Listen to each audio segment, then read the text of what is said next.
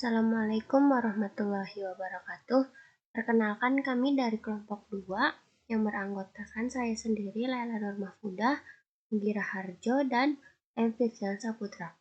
Akan mempresentasikan materi tentang graf isomorfik, graf planar dan bidang, dan sirkuit Euler dengan mata kuliah matematika diskrit.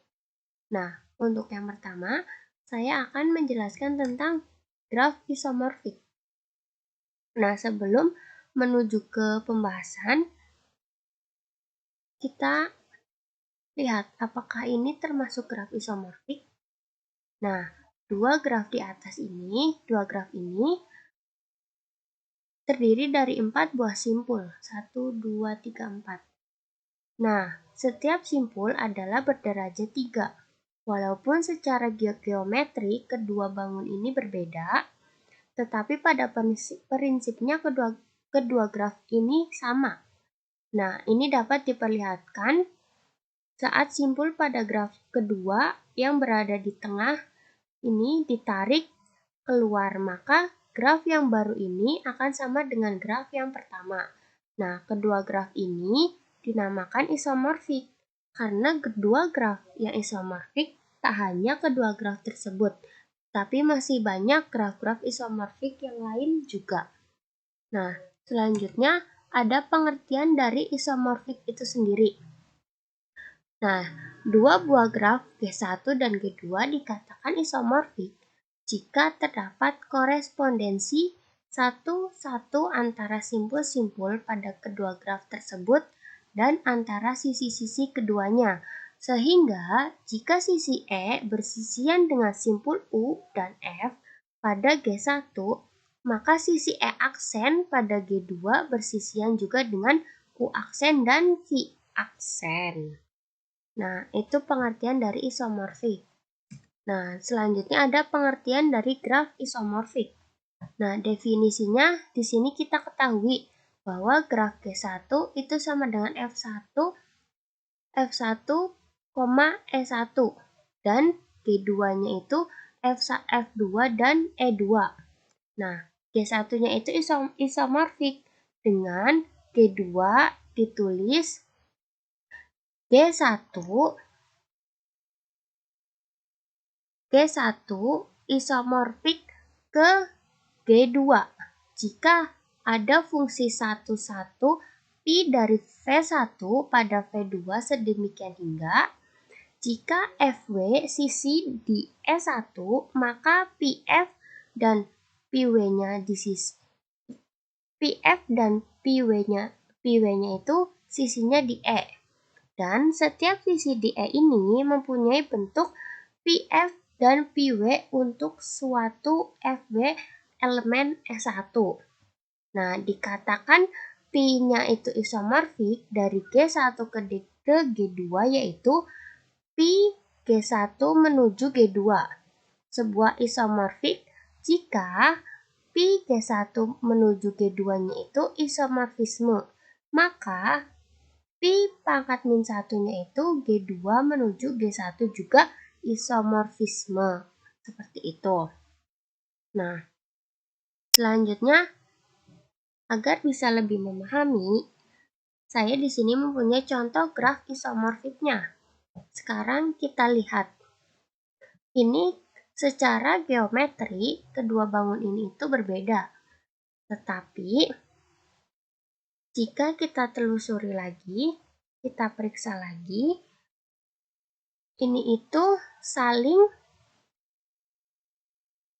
graf ini itu saling isomorfik.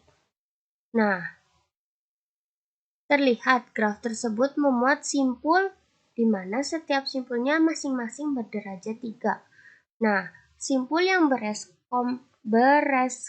berkorespondensi dari kedua graf tersebut yaitu ada simpul U1 dengan simpul F1. Nah, simpul U2 dengan simpul F3. Jadi ini ditarik ke sini, jadinya F3. Nah, dari simpul U3 itu dengan simpul F5. Jadi, dari sini ditarik ke sini. ya. Nah, untuk simpul U4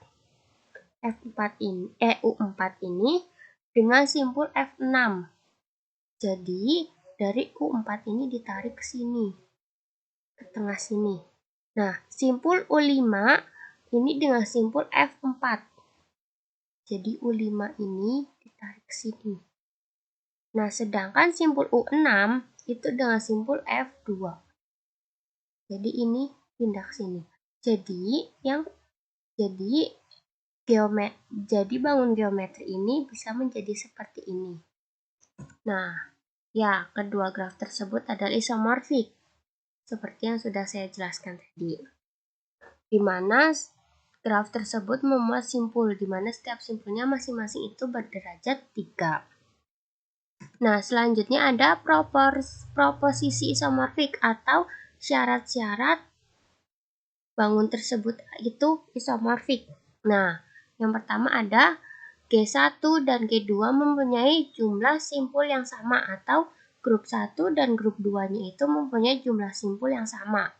Nah, yang kedua ada grup 1 dan grup 2 itu mempunyai barisan derajat yang sama. Nah, yang ketiga itu ada grup 1 dan grup 2 mempunyai jumlah sisi yang sama. Nah, selanjutnya ada contoh untuk menentukan graf isomorfik. Yang pertama, nih untuk grup 1 ini isomorfik dengan G2. Karena ini sebuah geometri yang berbeda, bangun geometri yang berbeda, tetapi setelah kita telusuri bahwa grup 1 dan grup 2 itu isomorfik karena membuat pola. Ini 1, 2, 3, 4. Nah, G2 juga membuat pola 1, 2, 3, 4 ya. Nah, sedangkan G1 itu tidak isomorfik dengan G4. Ya, karena grup 1 itu membuat pola, sedangkan grup 4 itu grup 3. Grup 3 itu tidak membuat pola. Jadi 1, 2, harusnya kan ke sini 3. Ya. Terus, grup 1 tidak isomorfik dengan grup 4 ya, karena tidak membuat pola juga. Nah, terus grup 1 isomorfik dengan grup 3. Jika grup 3-nya itu dilabeli ulang. Nah, seperti itu. Selanjutnya akan dijelaskan oleh teman saya. Selanjutnya yaitu grafik planar dan grafik bidang. Definisi 1. Grafik yang dapat digambarkan pada bidang datar dengan sisi yang tidak saling memotong atau bersilangan disebut grafik planar. Jika tidak, maka disebut grafik tak planar. Grafik yang dapat digambarkan pada bidang datar dengan sisi yang tidak saling memotong. Contoh nih, yang pertama, titik ini kita sebutkan simpul ya. Nah, apabila kita tarik keluar simpul yang salah satu simpul ya, maka tidak akan berpotongan ya. Kemudian yang kedua, lihat jika kita tarik beberapa simpul ya, maka akan ada salah satu simpul yang berpotongan, sehingga ini dinamakan grafik tak planar. Nah, definisi 2, representasi grafik planar yang digambarkan dengan sisi yang tidak saling berpotongan disebut grafik bidang. Lihat, grafik A sudah termasuk grafik planar, ya kan? Nah, tapi bukan grafik bidang. Sedangkan grafik B dan C itu merupakan grafik bidang. Ketika grafik ini isomorfik. Kenapa B disebut grafik bidang? Karena karena kita tarik simpul untuk ke luar ya, tarik simpul keluar, jadi dinamakan grafik bidang, membentuk bidang, ya kan?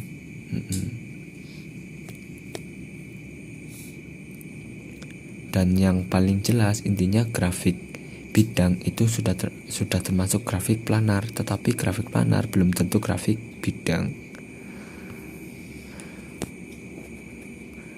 Lihat, jumlah F ya pada grafik planar itu sederhana juga dapat dihitung dengan rumus, yaitu V kurang dari E plus F sama dengan 2, atau F sama dengan E min V plus 2 plus 2. Keterangannya, E itu jumlah sisi, V itu jumlah simpul.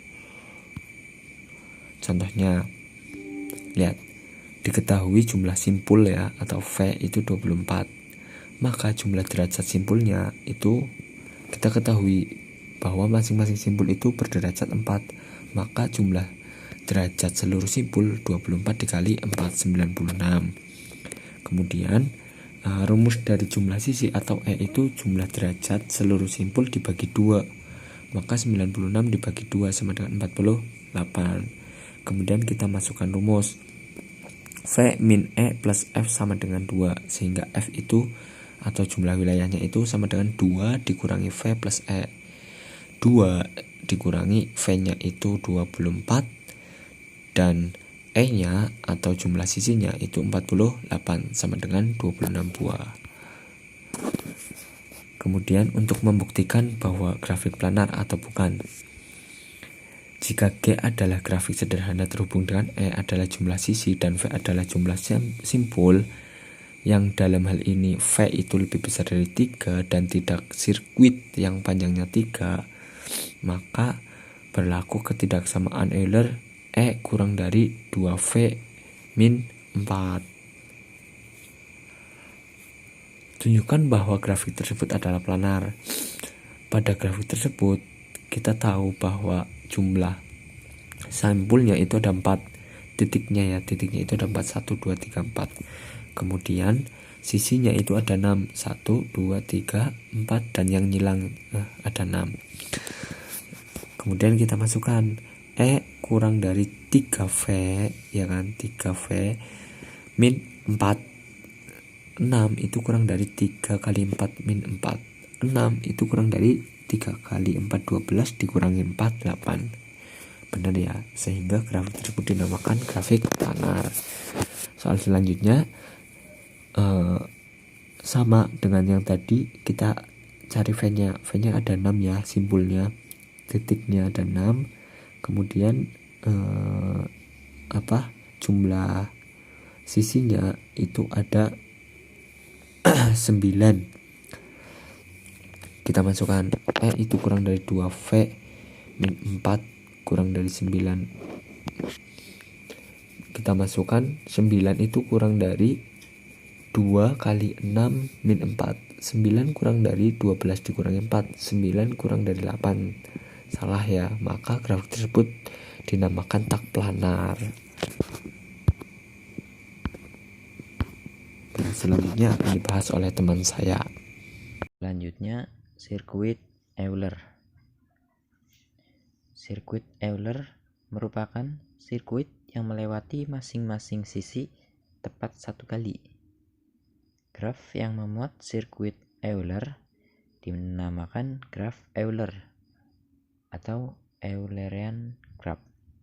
Sedangkan graf yang memuat suatu jalur Euler dinamakan graf semi-Euler, semi-Eulerian graph.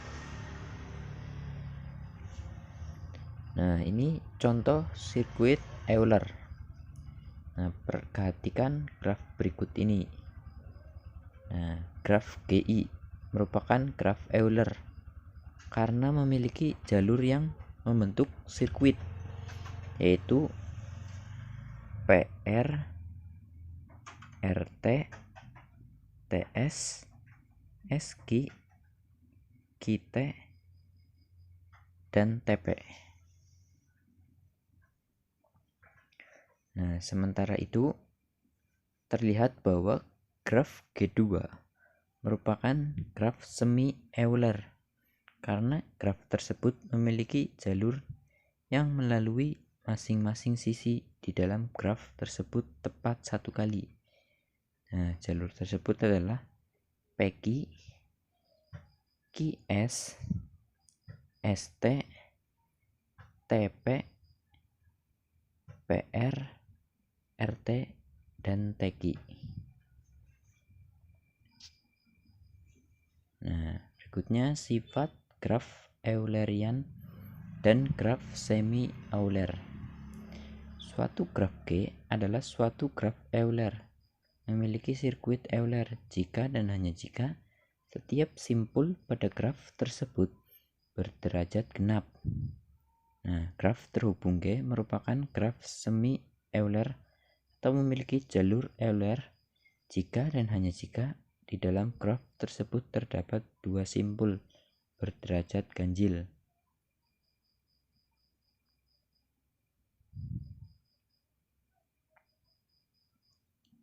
Nah, suatu graf terhubung berarah G merupakan graf Euler jika dan hanya jika setiap simpul pada graf tersebut memiliki derajat masuk dan derajat keluar yang sama.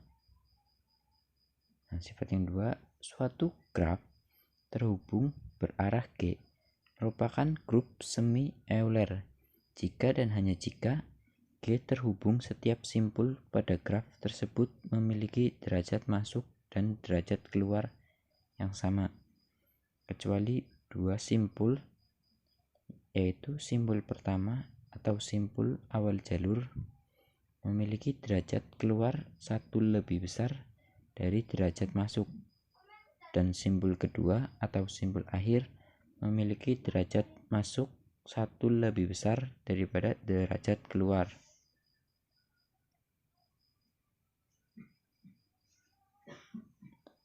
Nah, mungkin itu saja penjelasan dari kami. Kurang lebihnya mohon maaf.